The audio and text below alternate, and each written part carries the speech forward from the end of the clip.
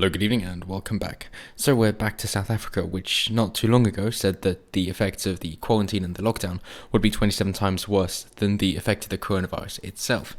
That is calculated by the predicted years of life lost across the population through the poverty caused by the quarantine compared to the lives that were taken earlier from deaths from coronavirus.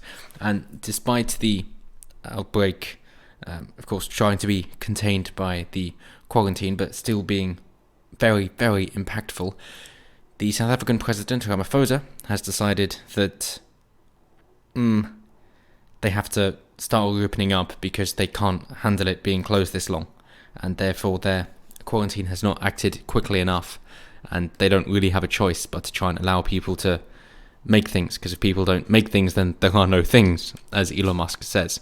So, as they say, that the president of South Africa has warned that the country's coronavirus outbreak is going to get much worse, while announcing that lockdown measures are to be eased. He said a third of the country's more than 22,000 cases have been recorded in the last week. Despite that, the president said the current lockdown could not be sustained indefinitely. He announced that from 1st of June, more restrictions would be lifted.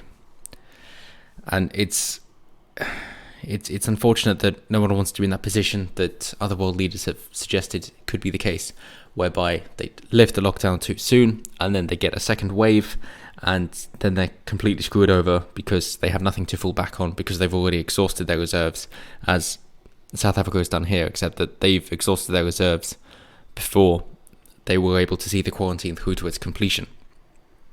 Then again, given how it's running the country, hardly a surprise. So he was speaking after a mining company in South Africa said 164 workers at a gold mine near Johannesburg had tested positive for coronavirus. There have so far been 429 recorded COVID-19 deaths in the country.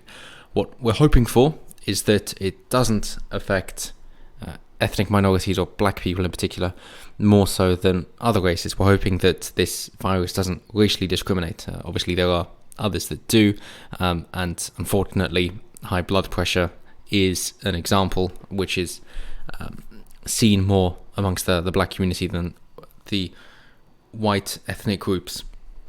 And given the prevalence of cytokine storms being the prominent problem, that could have a negative impact in how coronavirus affects different ethnic groups of people.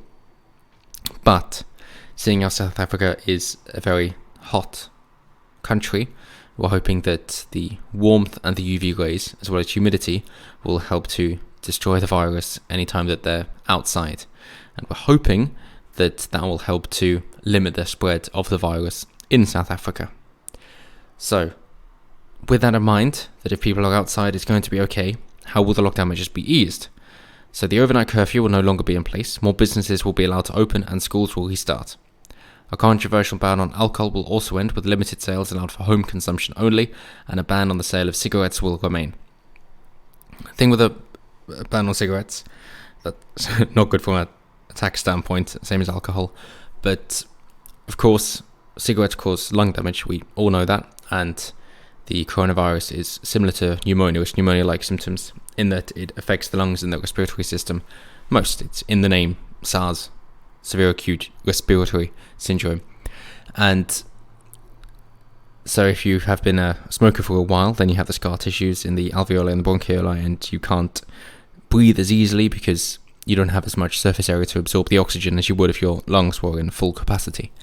However, it does seem that there is some evidence to suggest that the same receptors that are responsible for nicotine absorption are the same as would have the uptake of the coronavirus.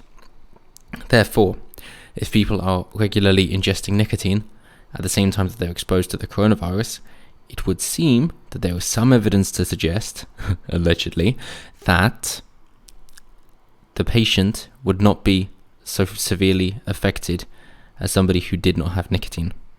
And I am only concerned about the nicotine component here and not all the other things within cigarettes that causes the primary problem. Nicotine has other benefits of cognitive function as well, and helps to decrease neurological diseases like Parkinson's or dementia, Alzheimer's, that kind of thing, in a similar way that creatine monohydrate does for you bodybuilders. But of course, the things like the tar and the carbon monoxide within the cigarette that are also carcinogenic is what affects the lungs that badly. So, the president has been under pressure to ease lockdown measures to restart the economy. However, he warned the public that the worst is still ahead. So, we're hoping that they'll still have flattened the curve sufficiently so that it will not strain the healthcare system. However, he has said we should expect that these numbers will rise even further and even faster. The coronavirus pandemic in South Africa is going to get much worse before it gets better. So, he's now saying, we know as a government we can't do enough. We cannot step in and save you. It is now down to you.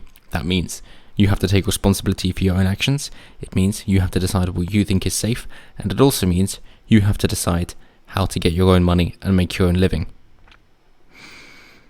It is everyone for themselves, essentially. Which, in a normal scenario, would be a perfect laissez-faire situation in which you can do whatever you want.